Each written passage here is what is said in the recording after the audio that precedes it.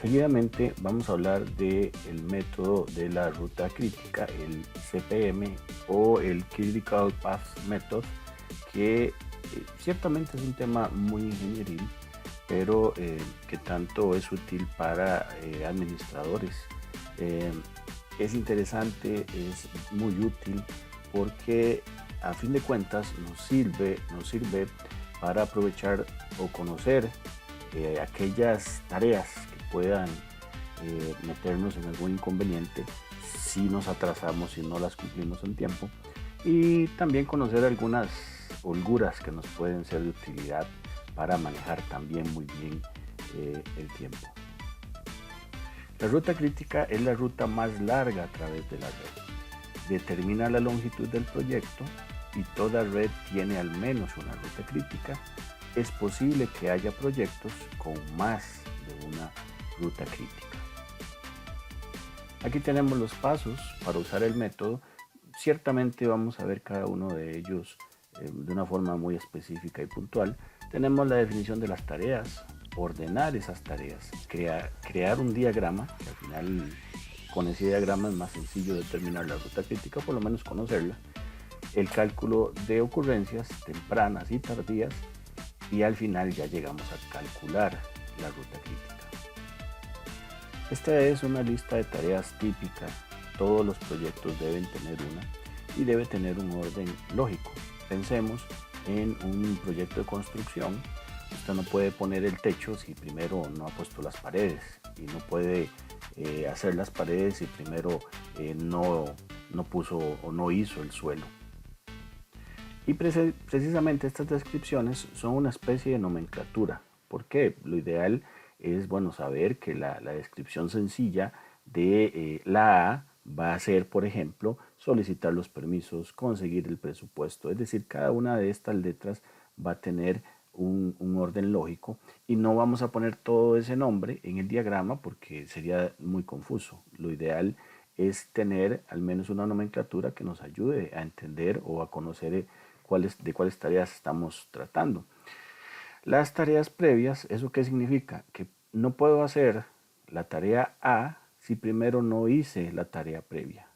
Aquí es fácil ver, además del orden que ya se tiene, que estas son las tareas iniciales, y muchas de ellas no dependen de otras tareas previas. Aquí tenemos la duración también por tareas. Entonces, vemos que las tareas A y B no tienen tareas previas. La C depende primero que se termine la tarea B. La D, que se termine primero la B. Igual en el caso de la E, también requiere que termine primero la tarea B, y la F requiere que terminen dos tareas, la E y la D. Ahora bien, vamos a hablar de la creación del diagrama, que al final el método de la ruta crítica mayormente es un diagrama. Y vamos a acostumbrarnos a estos elementos, donde la flecha corresponde a las tareas, donde estos círculos corresponden a los eventos, también pueden ser los nodos finales o los nodos iniciales, y también las tareas ficticias. Esto va a tener sentido cuando veamos un par de reglas que vamos a necesitar para construir el diagrama, y las tareas ficticias tienen una razón de orden y una razón lógica que tenemos que conocer. Esta es la primera regla, donde indica que cada actividad es representada por una sola flecha en la red. No pueden existir diferentes flechas que representen a la misma actividad. Entonces lo ven acá en la nomenclatura. Es claro que esa A va a significar algo. Para el ejemplo que les di, puede ser conseguir el presupuesto, conseguir el terreno, o bien conseguir los permisos para hacerlo. Aquí tenemos los eventos o el nodo inicial de la actividad A y el nodo final de la actividad A. Si hubiese, por ejemplo, si sigue la actividad C, sería el nodo inicial de la actividad C. Tenemos la segunda regla, que esta va a tener como dos variaciones, ¿sí? Pero sigue siendo la misma regla. Dos actividades diferentes no pueden identificarse con los mismos eventos terminales y de inicio. En este caso sí tendría mucho sentido utilizar las tareas ficticias, pero ven que del mismo nodo o del mismo evento están saliendo dos actividades. Esto no estaría correcto. Para que esté correcto podríamos utilizar siempre dentro de la misma regla 2 cualquiera de estas formas, donde por ejemplo ven que del mismo nodo sí están saliendo actividades, pero van a nodos distintos con una tarea ficticia para cerrar ese espacio, porque la red no puede quedar abierta. Esa es la razón de que existan las tareas ficticias. Así se vería nuestro diagrama terminado, donde vemos los diferentes eventos, las tareas, sus duraciones, y aquí vemos un par de actividades ficticias que si no las pusiéramos la red queda abierta. Importante, las actividades ficticias, para que no afecten la duración del proyecto, siempre se van a poner con una duración 0, así no nos afecta la duración del proyecto. Bien, cotejemos la lista de tareas previa con el diagrama, así va a tener mucho más sentido. Vamos a trazar, recuerden, este círculo azul va a ser el evento o el nodo inicial. Vamos a definir los eventos con la nomenclatura E1, E2, bueno, como corresponda, pero iniciando precisamente con E. Dice, veamos acá la descripción, donde el cuadro de tareas, donde dice que el evento, o mejor dicho el proyecto, empieza con la tarea A y esa tarea A va a durar 2 días. Tenemos el nodo inicial y tenemos la tarea A que dura 2. A la vez nos indica que también vamos a tener la tarea B que no tiene tareas previas, entonces puede salir del nodo o del evento inicial, pero recordemos la segunda regla. Del mismo evento no pueden salir dos tareas, es decir, pueden salir dos tareas, pero no llegar a otro evento. Esto no es correcto y eso podría dársenos en el caso que estamos viendo si no tenemos en cuenta esta regla. Entonces, ¿qué queda? Tenemos que hacer llegar tanto la tarea A y la tarea B a nodos diferentes.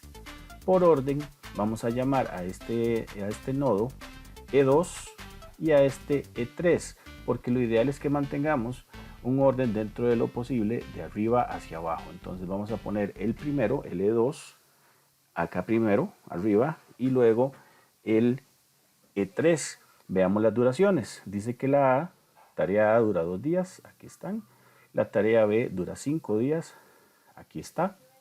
Bien, vamos entonces a colocar la tarea C, pero vean que dice que la tarea C sale o está dependiente de, o es una tarea previa de ella, la tarea A. Entonces aquí está la tarea A, donde llega a este nodo, que sería el nodo final de la tarea A, pero sería el nodo inicial de la tarea C.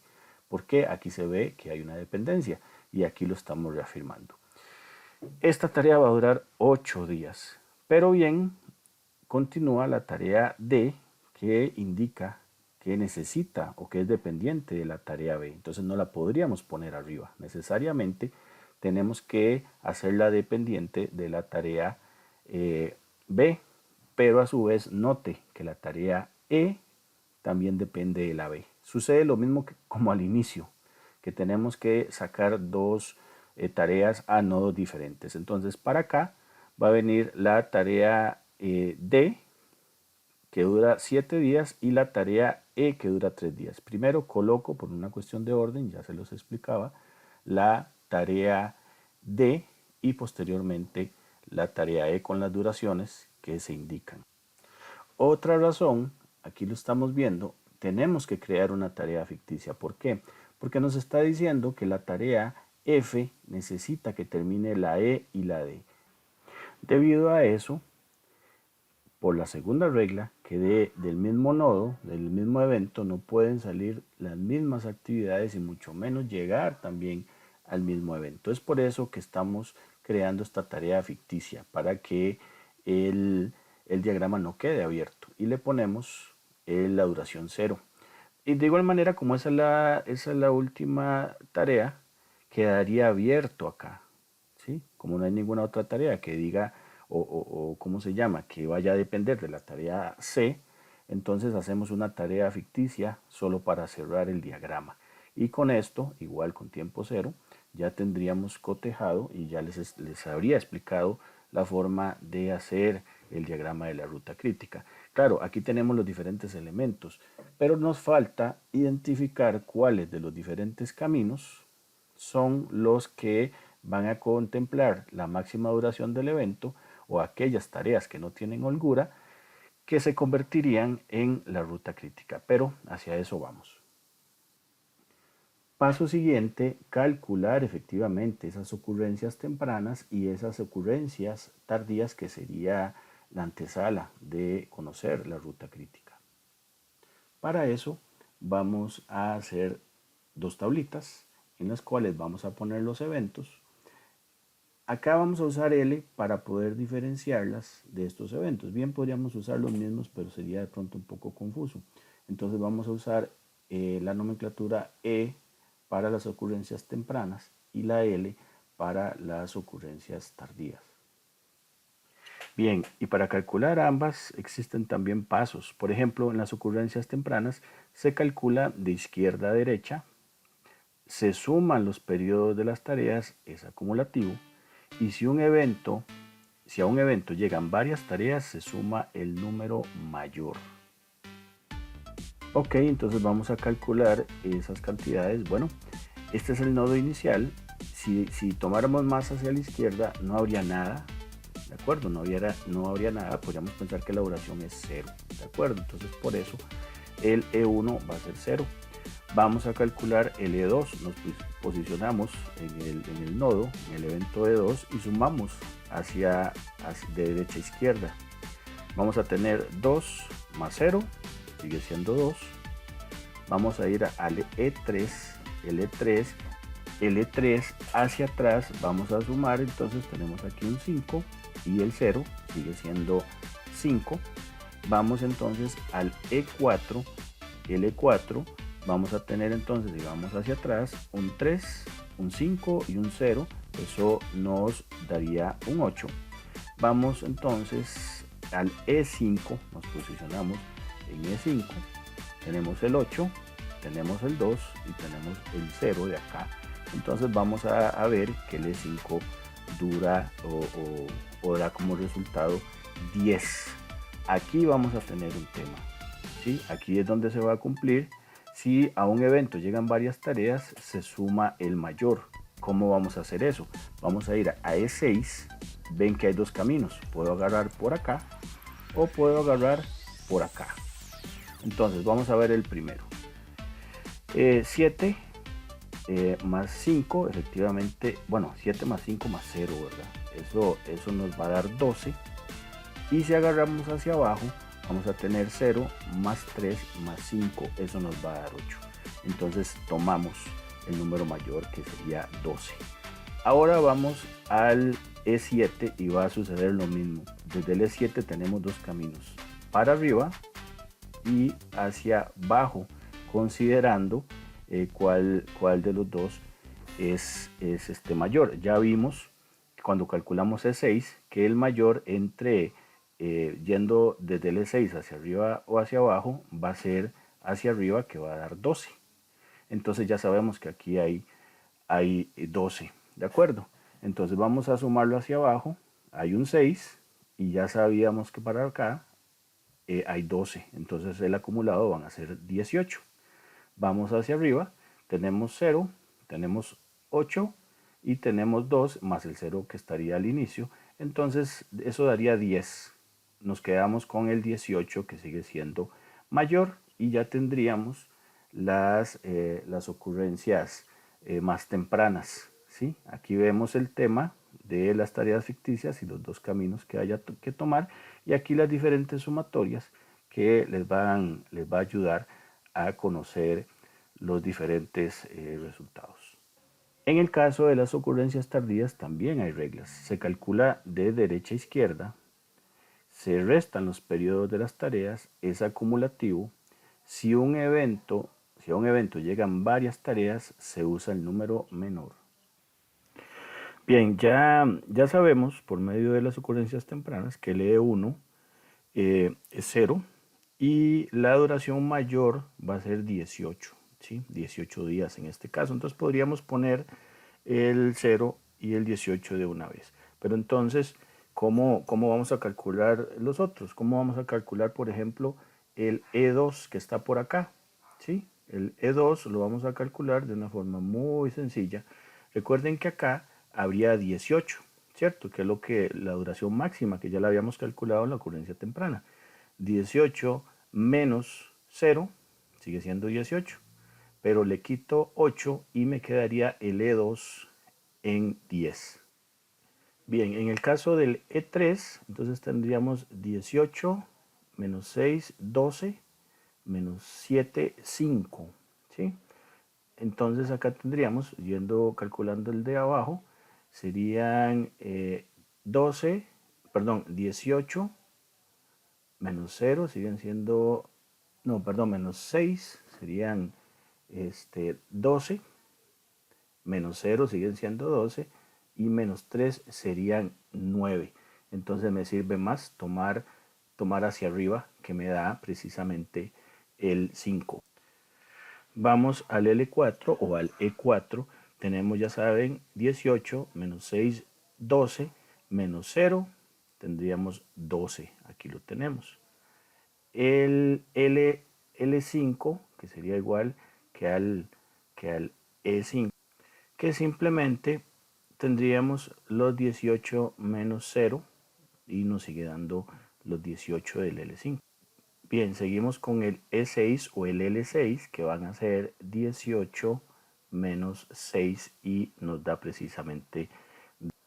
Bien, y otra forma sencilla, aunque ya lo habíamos calculado en la ocurrencia temprana, vamos a calcular el L7. Ya saben, aquí tenemos 18 menos 6, queda 12.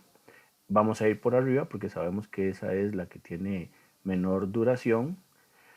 Luego tenemos esos 12 menos 7, nos va a dar 5, y 5 menos 5 da precisamente 0. Así es como sabemos que en este caso, bueno, tenemos también para calcular el L1 y el L7. Y de igual manera con las ocurrencias tempranas, tenemos la forma de calcular, esta vez con una resta, las ocurrencias tardías para que encuentren los mismos resultados. Ahora sí, ya tenemos toda la información, ya tenemos nuestro diagrama, ya tenemos las ocurrencias tempranas y las ocurrencias tardías. Ahora ya podemos calcularla o conocer la ruta crítica de una forma muy sencilla. Y la forma es simplemente ver cuando las ocurrencias tempranas son igual a las ocurrencias tardías. Bajo una fórmula muy sencilla, usted resta la ocurrencia temprana menos la tardía y le va a dar lo que es la holgura 0. ¿Qué significa eso? Que en este caso el evento, el E3, E6 y E7 no van a tener holgura. Significado realista, que si se atrasa con alguna de esas tareas, se va a atrasar directamente en el proyecto. Entonces la ruta crítica o nuestra ruta crítica sería la que pasa sobre o por las tareas B, D y F. Entonces cualquiera de estas tareas o este camino que se atrase va a atrasar el proyecto.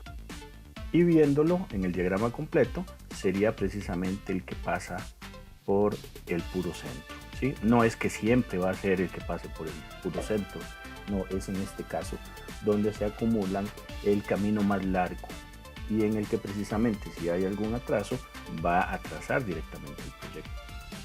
Como siempre, es un verdadero gusto compartir este ratito con ustedes. Espero nos veamos pronto.